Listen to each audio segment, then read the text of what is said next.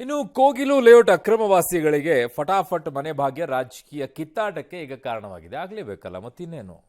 ಹಮಾರ ಲೋಗ ಅಂದಮೇಲೆ ಆಗುತ್ತೆ ಅಲ್ಲ. ಇದೀಗ ಕೋಗಿಲು ಲೇಔಟ್ ನಿವಾಸಿಗಳಿಗೆ ಲಾಟರಿ ಹೊಡೆದಿದ್ದು ಅಕ್ರಮ ಶೆಡ್ ಕಟ್ಟಿದವರಿಗೆ ರಿಯಾಯಿತಿಯಾಗಿ ಮನೆ ಕೊಡಲು ಸರ್ಕಾರ ನಿರ್ಧಾರ ಮಾಡಿದೆಯಂತೆ. ರಾಜೀವ್ ಗಾಂಧಿ ವಸತಿ ಯೋಜನೆಯಡಿ ಬೆಂಗಳೂರಿಗೆ ನಯಾ ರೇಟ್ ಫಿಕ್ಸ್ ಮಾಡಿದ್ದಾರೆ.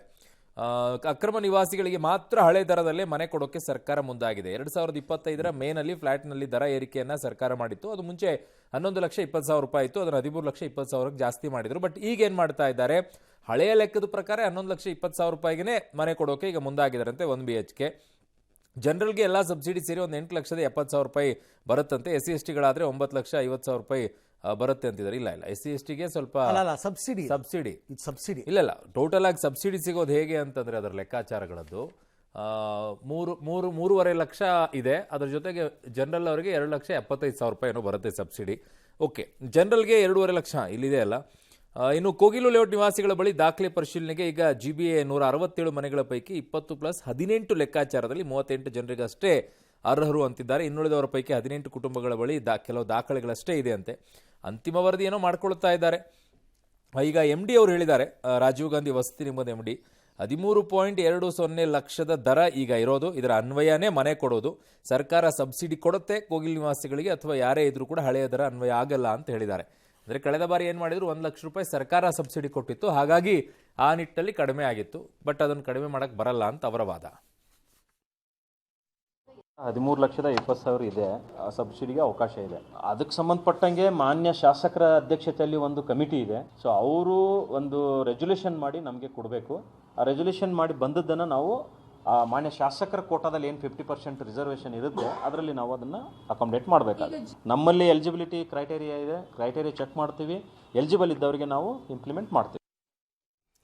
ಇನ್ನು ಕೋಗಿಲು ಲೇಔಟ್ ನಿವಾಸಿಗಳಿಗೆ ಫಟಾಫಟ್ ಮನೆ ಭಾಗ್ಯ ಬಿಜೆಪಿ ಕೆಂಗಣ್ಣಿಗೆ ಗುರಿಯಾಗಿದೆ.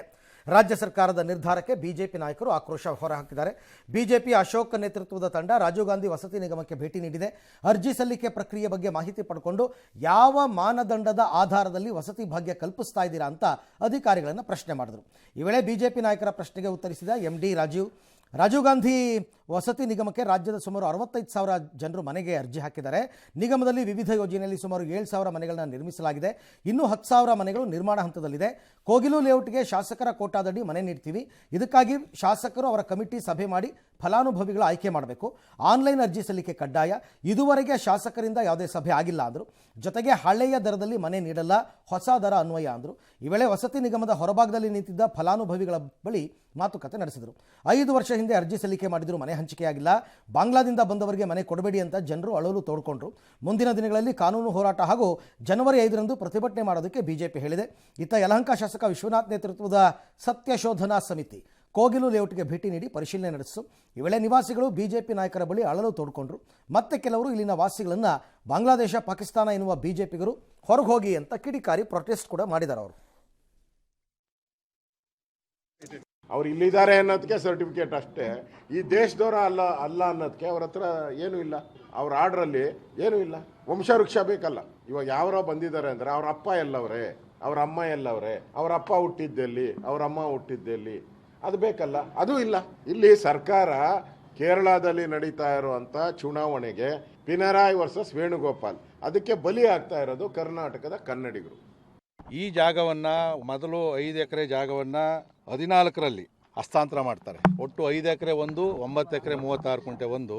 ಅವರ ಪ್ರಕಾರ 2015ರಲ್ಲಿ ಏನು ಹಸ್ತಾಂತರವನ್ನು ಮಾಡಿದಾಗ ಇಲ್ಲಿ ಯಾವುದು ಒಂದು ಕೂಡ ಮನೆಗಳಿಲ್ಲ, ಕ್ಲಿಯರ್ ಅಂತ ಹೇಳ್ಬಿಟ್ಟು ಕಂದಾಯ ಇಲಾಖೆಯವರು ಕೂಡ ಹಸ್ತಾಂತರವನ್ನು ಮಾಡಿದ್ದಾರೆ. ಘನತ್ಯಾಜ್ಯ ಘಟಕದ ಅಧಿಕಾರಿಗಳು ಕೂಡ ಅದನ್ನು ತಗೊಂಡಿದ್ದಾರೆ. ವಸೀಂ ಅನ್ನೋರ್ಗೆ ನಾವೇ ಅವ್ರಿಗೆ ಇಲ್ಲಿ ಮುಂದೆ ನಿಲ್ಸಿರೋದು ಅಷ್ಟೇ. ಮುನಿಯಾಂಜನೇಯಪ್ಪ ಮತ್ತೆ ವಸೀಂ ಅವರು ಅವರೆಲ್ಲ ಸಂಘಟನೆ ಲೀಡರ್ಗಳು. ಆ ತರ ಅವ್ರ ಪವರ್ ಇದೆ, ಅಂದ್ರೆ ಲೀಡರ್ಗಳು ಇದ್ದಾರೆ. ನಾವು ಸ್ವಲ್ಪ ಕರ್ಕೊಂಡ್ ಬಂದ್ಬಿಟ್ಟು ಮಣ್ಣು ಹಾಕ್ಸಿ, ಅದಾಕ್ಸಿ, ಇದಾಕ್ಸಿ, ಇಲ್ಲಿ ಜಗಳ ಆದ್ರೆ ಪೊಲೀಸ್ ಸ್ಟೇಷನ್ ಅದು ಇದು ಹುಡುಗರು ಜಗಳ ಮಾಡ್ಕೋತಾರೆ.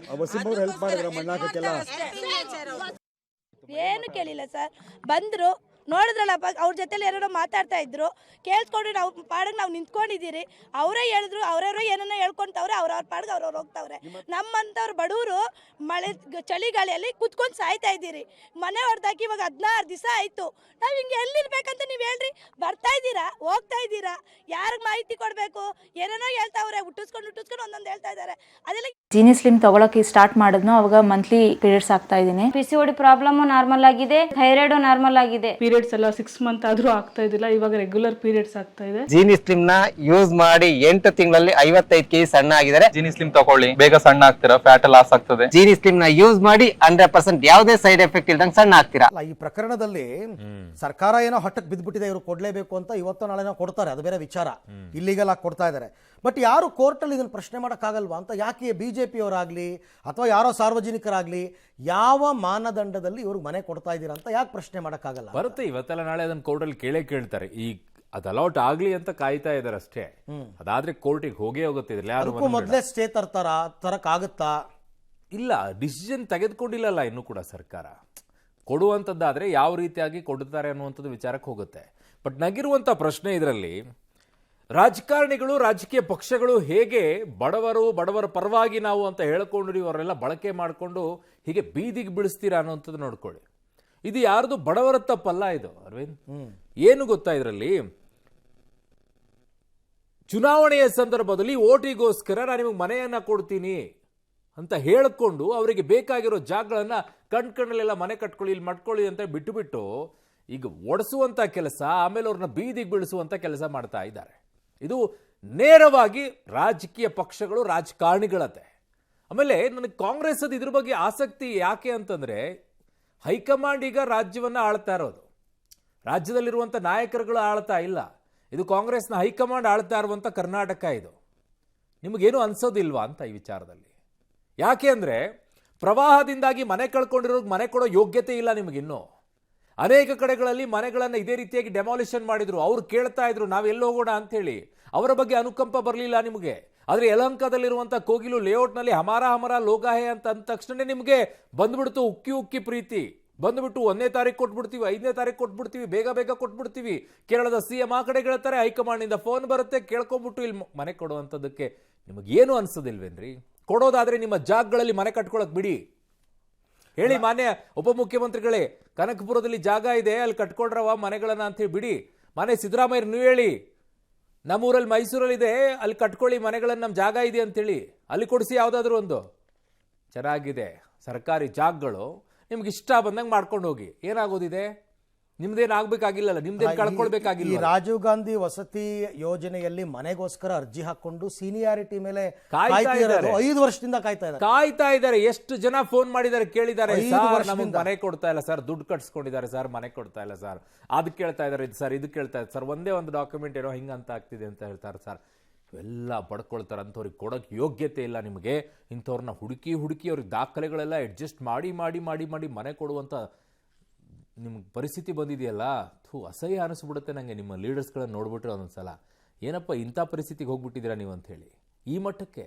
ಅದರಲ್ಲಿ ನಿಜವಾಗಿಯೂ ಕೂಡ ನಮ್ಮ ದೇಶದವರ ಅಥವಾ ಬೇರೆಯಿಂದ ಬಂದವರ ಕೆಲವ್ರ ಬಗ್ಗೆ ಆರೋಪಗಳು ಹೇಳ್ತಾ ಇದ್ದಾರೆ. ಕೆಲವರು ಚೆಕ್ ಮಾಡಿ ಒಂದ್ಸಲ ನಿಜವಾಗಿಯೂ ಕೂಡ ಬಾಂಗ್ಲಾದಿಂದ ಬಂದಿದ್ದಾರಾ ಅಥವಾ ಇಲ್ವೋ ಅಂಥೇಳಿ. ಕೆಲವರು ಇರ್ಬೋದೇನೋ ಒಳಗಡೆಗೆ, ಅವ್ರಿಗೂ ವ್ಯವಸ್ಥೆಯನ್ನು ಮಾಡಿಕೊಟ್ಟಿರ್ಬೋದೇನೋ. ಹಂಗೇನಾದರೂ ಇದ್ರೆ ಕಳಿಸಿ ಅವರನ್ನು. ನಿಮ್ಗೆ ಇಲ್ಲಿ ಮಾತ್ರ ಸಿಕ್ಕಾಬಟ್ಟೆ ಅನುಕಂಪ ಉಕ್ಕಿ ಹರಿತಾ ಇದೆ, ಬೇರೆದವ್ರ ಬಗ್ಗೆ ಅನುಕಂಪ ಇಲ್ಲ ಅಂತ ನಿಮ್ಮನ್ನು ಏನಂತ ಕರಿಬೇಕು? ನಾನು ಕಾಂಗ್ರೆಸ್ನವರನ್ನು ಏನಂತ ಕರಿಬೇಕು? ಅವ್ರು ಬಡವರಲ್ಲ, ಇವ್ರು ಮಾತ್ರ ಬಡವರು. ಕೋಗಿಲು ಲೇಔಟ್ನಲ್ಲಿರುವಂಥ ಮನೆಗಳನ್ನು ಕಳ್ಕೊಂಡಿರೋರು ಮಾತ್ರ. ಯಾಕೆ ಬೆಂಗಳೂರಿನ ಅನೇಕ ಕಡೆಗಳಲ್ಲೆಲ್ಲ ಮನೆಗಳು ಹೋದ್ವು, ಅವ್ರು ಯಾರು ಅಲ್ವಾ? ಕಣ್ಣೀರು ಹಾಕಿದ್ರು, ಗೊಳೋ ಅಂದರು. ಹಲವು ಜಿಲ್ಲೆಗಳಲ್ಲಿ ಡೆಮಾಲಿಷನ್ ಮಾಡಿಸಿದ್ರಿ, ಅಲ್ಲೂ ಗೊಳೋ ಅಂದರು. ಅವ್ರದ್ದು ಯಾವುದೋ ಅನುಕಂಪ ಕಾಣಿಸ್ಲಿಲ್ಲ ನಿಮಗೆ, ಅಲ್ಲಿ ಮನೆ ಕೊಡಬೇಕು ಅಂತ ಅನಿಸ್ಲಿಲ್ಲ ನಿಮಗೆ. ಪ್ರವಾಹದಲ್ಲಿ ಮನೆ ಕಳ್ಕೊಂಡಿರೋರು ಇನ್ನೂ ಕಾಯ್ತಾ ಇದ್ದಾರೆ, ಅವ್ರಿಗೆ ಮನೆ ಕೊಡಲಿಲ್ಲ, ಏನೂ ಅನಿಸ್ಲಿಲ್ಲ ನಿಮಗೆ. ಏನ್ರಿ ಎಂಥ ರಾಜಕೀಯ, ಎಂಥ ಸ್ವಾರ್ಥ ರಾಜಕೀಯ ನಿಮ್ಮದು ಅಂತೇಳಿ. ಅವರಷ್ಟು ಹೇಳ್ತಾ ಇದ್ರು, ವಸೀಮ್ ಅನ್ನೋರು ಇಲ್ಲಿ ಬಂದರು, ಎಲ್ಲ ವ್ಯವಸ್ಥೆ ಮಾಡಿಕೊಂಡ್ರು ಅಂತೇಳಿ. ಇನ್ನೂವರೆಗೂ ವಸೀಮ್ ಅನ್ನೋನು ಕರ್ಕೊಂಡು ಬಂದು ವಿಚಾರಣೆ ಮಾಡಲಿಲ್ಲ ನೀವು. ಏನರಪ್ಪ ನಿಮ್ಮ ಅಡ್ಜಸ್ಟ್ಮೆಂಟ್? ಅವ್ರಿಗೆ ಮನೆನೇ ಕೊಡೋದಾಗಿದ್ದರೆ ಆ ಜಾಗದಿಂದ ಅವ್ರನ್ನ ಹೊಡೆದಿದ್ದಾದ್ರೂ ಯಾಕೆ? ಮೂಲ ಪ್ರಶ್ನೆ ಅದೇ ಅಲ್ವಾ? ನೀವು ಬೇರೆ ಮನೆ ಕೊಡ್ತೀವಿ ಅನ್ನೋದಾದರೆ ಆ ಜಾಗದಿಂದ ಅವ್ನು ಕಿತ್ತಾಕಬೇಕಾಗಿದ್ದಾದ್ರೂ ಯಾಕೆ? ಅಲ್ಲೇ ಬಿಟ್ಬಿಡ್ಬೇಕಾಗಿತ್ತು, ಸುಮ್ಮನೆ ಇರ್ತಾ ಇದ್ರು ಅವರು. ಈ ರಾಜಕೀಯ, ಈ ರಾಜಕಾರಣಿಗಳು ಸರಿ ಆಯಿತು. ಅದಕ್ಕೆ ಬಡವರು ಮನೆ ಎಲ್ಲಾದರೂ ಕೊಡ್ತೀನಿ ಅಂದಾಗ ಫಸ್ಟ್ ಕೇಳಿ ಆ ಜಾಗ ಯಾವುದು ಅಂತೇಳಿ ವಿಚಾರಿಸ್ಬಿಟ್ಟು ತಗೊಳ್ಳಿ. ಸುಮ್ಮನೆ ಸಿಕ್ತು ಅಂತೇಳಿ ಹೋಗ್ಬಿಟ್ಟು ಅಳಬೇಡಿ, ನಡು ನೀಡಲು ಕೈ ಬಿಟ್ಟು ಹೋಗಿ ಕಳಿಸ್ತಾರೆ ನಿಮ್ಮನ್ನು. ಇನ್ನು ಕೇಂದ್ರ ಸರ್ಕಾರದ ರಾಮ್ಜಿ ಮಸೂದೆ ಕಾಂಗ್ರೆಸ್ನವರ ಆಕ್ರೋಶಕ್ಕೆ ಕಾರಣವಾಗಿದೆ. ಸಂಸತ್ ಅಧಿವೇಶನದಲ್ಲೂ ಕೂಡ ಇದೇ ವಿಚಾರದಲ್ಲಿ ಕಾಂಗ್ರೆಸ್ ಅಹೋರಾತ್ರಿ ಧರಣಿ ಎಲ್ಲ ಮಾಡಿತ್ತು. ಇದೀಗ ಮತ್ತೆ ಜನವರಿ 13ರಿಂದ ವಾರ್ಡ್ ಬ್ಲಾಕ್ ಮಟ್ಟದಲ್ಲೆಲ್ಲ ಪ್ರತಿಭಟನೆ ಮಾಡ್ತಾರಂತೆ. ಜೊತೆಗೆ 31ರಿಂದ ಜನವರಿ 30ರಿಂದ ಫೆಬ್ರವರಿ 6ರವರೆಗೂ ಕೂಡ ಜಿಲ್ಲಾ ಮಟ್ಟದಲ್ಲಿ ಧರಣಿ ಕೂಡ ಮಾಡ್ತಾರಂತೆ. ಎಐಸಿ ಪ್ರಧಾನ ಕಾರ್ಯದರ್ಶಿಯವರು ಹೇಳಿದ್ದಾರೆ. 45 ದಿನ ಮನ್ರೇಗಾ ಬಚಾವ್ ಹೆಸರಿನಲ್ಲಿ ಸುದೀರ್ಘ ಹೋರಾಟ ಮಾಡ್ತಾರೆ. ಸಿಎಂ ಸಿದ್ದರಾಮಯ್ಯ ಹಾಗೂ ಡಿಸಿಎಂ ಡಿಕೆ ಶಿವಕುಮಾರ್ ಜಂಟಿ ಸುದ್ದಿಗೋಷ್ಠಿ ಎಲ್ಲ ಮಾಡಿದ್ದಾರೆ. ಅದರಲ್ಲಿ ಸಿದ್ದರಾಮಯ್ಯ ಹೇಳ್ತಾರೆ, ಕೇಂದ್ರದಲ್ಲಿರುವ ಮೋದಿ ನೇತೃತ್ವದ ಬಿಜೆಪಿ ಸರ್ಕಾರ ಹಳ್ಳಿಯ ಅಧಿಕಾರ ಕಸಿದುಕೊಂಡು ಗ್ರಾಮೀಣ ಆರ್ಥಿಕತೆಯನ್ನು ನಾಶ ಮಾಡೋಕೆ ಮುಂದಾಗ್ಬಿಟ್ಟಿದೆ ಅಂತ ಅವರದ್ದು. ರಾಜ್ಯ ಸರ್ಕಾರಗಳ ಅಭಿಪ್ರಾಯ ಕೇಳದೆ, ಭಾರತೀಯರ ಅಭಿಪ್ರಾಯ ಪಡೆಯದೆ ನೇರವಾಗಿ ಹೊಸ ಕಾಯ್ದೆ ಜಾರಿಗೊಳಿಸುವ ಮೂಲಕ ಸರ್ವಾಧಿಕಾರಿಯ ಧೋರಣೆಯನ್ನು ಪ್ರದರ್ಶಿಸಿದೆ ಅಂತ ಹೇಳಿದ್ದಾರೆ. ಇತ್ತ ಕೆಸಿ ವೇಣುಗೋಪಾಲ್ ಕೂಡ ಮನ್ರೇಗಾ ಬಚಾವ್ ಹೆಸರಿನಲ್ಲಿ ದೇಶಾದ್ಯಂತ ಹೋರಾಟ ನಡೆಸೋಕ್ಕೂ ಕೂಡ ಕಾಂಗ್ರೆಸ್ ನಿರ್ಧರಿಸಿದೆ. ಉದ್ಯೋಗದ ಹಕ್ಕನ್ನು ಖಾತ್ರಿಪಡಿಸಲು ಕಾಂಗ್ರೆಸ್ ಹೋರಾಟ ರೂಪಿಸಿದೆ. ಮಹಿಳೆಯರು ಗ್ರಾಮೀಣ ಜನರಿಗಾಗಿ ಪಂಚಾಯತ್ ಮಟ್ಟದಲ್ಲಿ ಹೋರಾಟ ಮಾಡ್ತೀವಿ ಅಂತೆಲ್ಲ ಹೇಳಿದ್ದಾರೆ.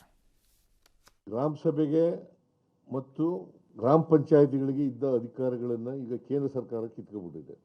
ಇದು it is against the decentralisation, it is against the constitution. ಪಂಚಾಯತಿ ಆಕ್ಟ್ ಇದೆಯಲ್ಲ, ಇದು ಕನ್ಕರೆಂಟ್ ಲಿಸ್ಟ್ನಲ್ಲಿ ಬರೋದು. ರಾಜ್ಯಗಳ ಜೊತೆಲೂ ಕೂಡ ಸಮಾಲೋಚನೆ ಮಾಡಬೇಕು.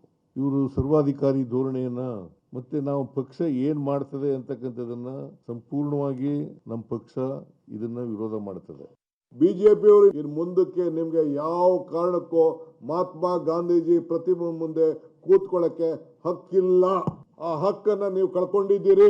ನಿಮ್ಮ ಕಚೇರಿಗಳಲ್ಲಿ ಮಹಾತ್ಮ ಗಾಂಧೀಜಿ ಆಫೀಸನ್ನ ಫೋಟೋ ಹಾಕೊಳ್ಳಿಕ್ಕೂ ಕೂಡ ನಿಮ್ಗೆ ಹಕ್ಕಿಲ್ಲ, ಯೋಗ್ಯತೆನೂ ಇಲ್ಲ. ಅವ್ರ ಹೆಸರನ್ನ ತೆಗೆದ ಮೇಲೆ ನಿಮ್ಗೆ ಎಲ್ಲಿದೆ ಹಕ್ಕು? ಇದು ಆಂದೋಲನ ರೀತಿಯಲ್ಲಿ ಇದನ್ನ ವಾಪಸ್ಸು ಅವರು ತೆಗೆದುಕೊಳ್ಳಲೇಬೇಕು. ಯಾವ ರೀತಿ ಈ ಫಾರಂ ಬಿಲ್ ನ ವಾಪಸ್ಸು ತೆಗೆದುಕೊಂಡ್ರು 3 ಬಿಲ್ಗಳನ್ನ, ಅದಕ್ಕೆ ನಾವು ಮಾಡ್ತೇವೆ. Congress Working Committee decided to launch a national-wide agitational campaign, Manrega Bachao Sankram, throughout the country. During this phase, Panchayat level choppers will be organized across all Gram Panchayats to directly engage Manrega workers, women workers. Indian National Congress demanding through this Manrega Bachao Sankram. ಬಹಳ ಚೆನ್ನಾಗಿದೆ. ಮಾನ್ಯ ಮುಖ್ಯಮಂತ್ರಿಗಳು ಸಿದ್ದರಾಮಯ್ಯವರು ಕೇಳ್ತಾ ಇರುವಂಥದ್ದು ಏನು, ರಾಜ್ಯ ಸರ್ಕಾರಗಳ ಅಭಿಪ್ರಾಯ ಕೇಳದೆ, ಭಾರತೀಯ ಅಭಿಪ್ರಾಯ ಪಡೆಯದೆ ನೇರವಾಗಿ ಸರ್ ಫಸ್ಟ್ ಒಂದು ಉತ್ತರ ಕೊಟ್ಬಿಡಿ ಸರ್. 75ರಲ್ಲಿ ಎಮರ್ಜೆನ್ಸಿಯನ್ನು ತಂದುಬಿಟ್ಟು ಸಂವಿಧಾನದಲ್ಲಿ ಸೆಕ್ಯುಲರ್ ಅನ್ನುವಂಥದ್ದನ್ನು ಸೇರಿಸಿದ್ರಲ್ಲ ಸರ್, ಅದು ಯಾವಾಗ ಕೇಳಿದ್ರಿ ಸರ್? ಯಾವ ರಾಜ್ಯಗಳಿಗೆ ಕೇಳಿದ್ರಿ ಸರ್? ಯಾವ ಭಾರತೀಯರಿಗೆ ಕೇಳಿದ್ರಿ ಸರ್? ಈ ದೇಶ ವಿಂಗಡಣೆ ಆಗಿದ್ದು ಮುಸ್ಲಿಂ ಹಿಂದೂ ಅಂತಲೇ ಆಗಿದ್ದು. ಅದನ್ನ ಯಾರನ್ನು ಕೇಳಿಬಿಟ್ಟು ನೀವು ಸೆಕ್ಯುಲರ್ ಅಂತ ಮಾಡಿದಿರಿ ಸರ್ ಈ ದೇಶವನ್ನು? ಅದಕ್ಕೆ ಫಸ್ಟ್ ಉತ್ತರ ಕೊಡಿ ಸರ್. ಆಮೇಲೆ ಮಾನ್ಯ ಉಪಮುಖ್ಯಮಂತ್ರಿಗಳು ಕೇಳ್ತಾ ಇದ್ರು ಏನು, ಮಹಾತ್ಮ ಗಾಂಧಿ, ನೀವು BJP ಅವ್ರಿಗೆ ಕೇಳ್ತಾ ಇದ್ರಿ. ಬಟ್ ನಮ್ಮ ಪ್ರಶ್ನೆ ನಿಮಗೊಂದಿದೆ, ಅಂಬೇಡ್ಕರ್ ಅವರ ವಿಚಾರದಲ್ಲಿ ನೀವು ಹಂಗೆಲ್ಲ ನಡ್ಕೊಂಡ್ರಲ್ಲ, ಆವಾಗ ಅಂಬೇಡ್ಕರ್ ಅವರು ಹೇಳಿದಂಥ ಸಂವಿಧಾನದ ವಿಚಾರದಲ್ಲಿ ಅವರು ಸೆಕ್ಯುಲರ್ ಅವ್ರಿಗೆ ಗೊತ್ತಿರಲಿಲ್ವ ಆ ಶಬ್ದ? ಅವರು ಸೇರಿಸ್ಕೊಳ್ತಾ ಇದ್ರು. ಅವರ ಜೊತೆಗೆ ನೀವು ಹೇಗೆ ನಡ್ಕೊಂಡ್ರಿ ಅಂತೇಳಿ ನೀವು ಅಂಬೇಡ್ಕರ್ ಹೆಸರು ಹೆಂಗೆ ಹೇಳ್ತೀರಾ? ನೀವು ಸೇರ್ಕೊಬೇಡಿ. ಹಂಗಿದ್ರೆ ಕೇಳೋಕ್ಕಾಗುತ್ತೆ ಹಿಂಗೆ? ಕಾಮೋ, ನೀವು ಏನೇನು ಮಾಡಿದ್ದೀರಾ, ಹೆಂಗೆ ತೆಗೆದಿದ್ದೀರಾ, ಯಾವ ಹೆಸರನ್ನು ಬದಲಾವಣೆ ಮಾಡಿದ್ದೀರಾ?